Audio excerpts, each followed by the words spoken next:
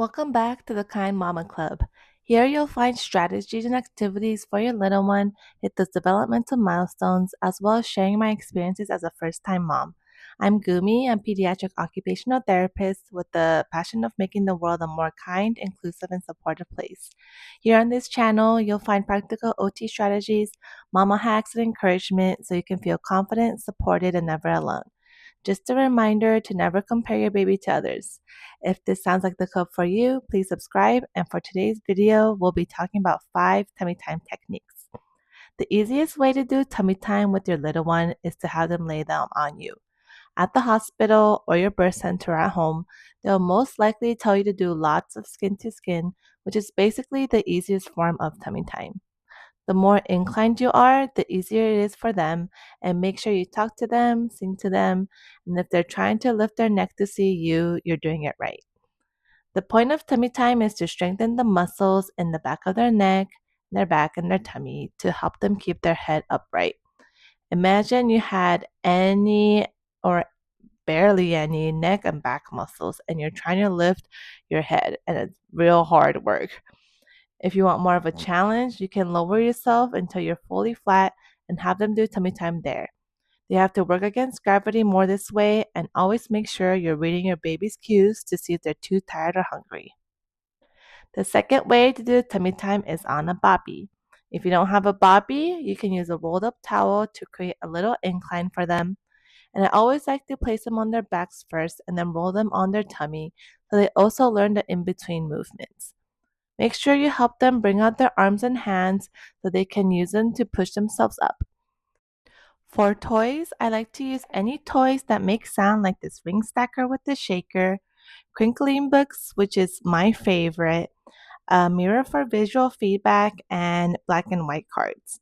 When your newborn is on their tummy and they're doing pretty good, you can try to have them track a toy for a challenge. This works on their range of motion in their neck and strengthening different back and neck muscles. She's doing a great job here by lifting her head and tracking the toy from left to right. Just a reminder that she wasn't born like this. We work on tummy time every day, and when we first started, her head was literally in the boppy. You can see she's getting a little tired here because she's not lifting her head as much. Don't forget to read your baby's cues and give them breaks. You can always switch up the toys too to see if they gain interest, and just a reminder that you don't need any fancy toys. We made this black and white card out of index cards and a Sharpie, and you could get creative. We drew all sorts of designs and pictures, and she really likes looking at these. When they're tired, I like to help them roll on their back, again to learn the in between movements instead of just picking them up. The third way to do tummy time is on your leg or thigh. If you can't do it sitting on the floor, you can totally do it sitting on a chair or on the couch. I like to read books in this position, and an important key element when you're playing with your baby is toy placement.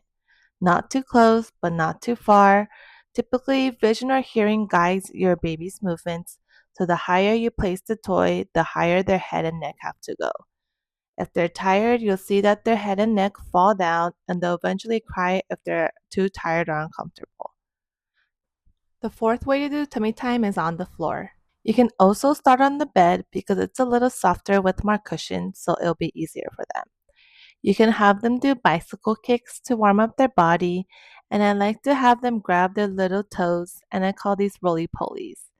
It gets them used to the rolling of movement, have them learn about their body schema, and works on social emotional skills with eye contact.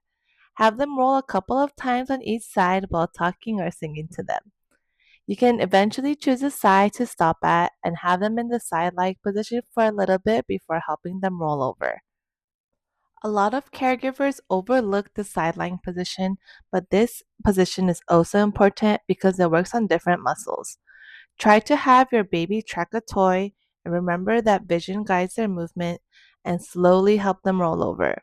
Remember to do slow movements and see how much your baby can do.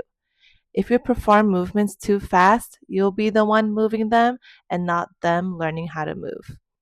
You can help them roll on their tummies again, and I like to have them roll over once I see their top hand come to the floor before rolling them. Don't worry if they can't bring it over just yet, you can always help them in the beginning. You can wait to see if they're able to reposition their arms and hands to the front or help them adjust so they're able to push up on them. In the beginning, your baby will have their face stuffed on the floor and maybe lift their head for a second or two and pop back down. The next step is hopefully having your baby lift their head to clear their face to the side so they can breathe instead of stuffing their face on the floor. After they can clear the face, we want to work on the duration, height, and range of motion of their neck, how long they can sustain tummy time, how high they can bring their head and neck, and how much they can track a toy from left to right. It will take some time, but with some patience, dedication, and time, your baby will be able to do it. If your baby gets fussy or you want to have your baby take a break, I tuck in their arm and slowly help them on their side. If they don't automatically roll on their backs and stay in the side lying position, I use a toy to help them track so they can roll onto their backs. This is why side lying is important because it teaches the in between movements from position to position and what happens if they move their body in a certain way. When you do tummy time and rolling, don't forget to roll on both sides. In the beginning, my baby preferred to look to her right and hated side lying on her left. All babies usually have a preference for a side, so don't forget to work on the side that they don't prefer. This can prevent torticollis, which is shortening of the neck muscle on one side, so always remember to do both sides. And if your baby rolls over or is about to roll over onto their backs, let them. They're learning how to control and move their body. The last way to do tummy time for this video is carrying them on their tummies. There's many more ways to do tummy time, and I'll make a separate video on items from your pregnancy you can use for tummy time. This one might take a little bit to get used to handling your baby, but it's pretty easy once you get the hang of it. I like to straddle them on my arms so they're more secure, and they'll have a different point of view when carried and walked around. If you tuck in their hands, they can also use their hands to push up on your arm, but my baby usually likes to hang around in this position. In addition to strengthening the muscles of their tummy, back, and neck, tummy time is also great to avoid brachiocephaly and plagiocephaly, which is flattening of their head.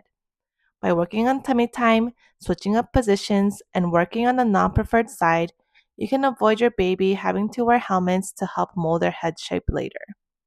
Remember, you don't have to do these all at once. Make sure you have fun and read your baby's cues for breaks. Whenever you feel like baby's in a good mood, do a couple of minutes of tummy time and that's helping their development. If you don't feel like going on the floor, you can do tummy time on your lap while sitting on the couch or having them lay on you. You're doing amazing and let me know if you have any comments or questions. P.S. If you have a preemie baby, don't forget to go off their adjusted age for their milestones until they turn 2 years old. If you like today's video, please like and subscribe to join the Kind Mama Club. Thanks for watching. Okay, bye!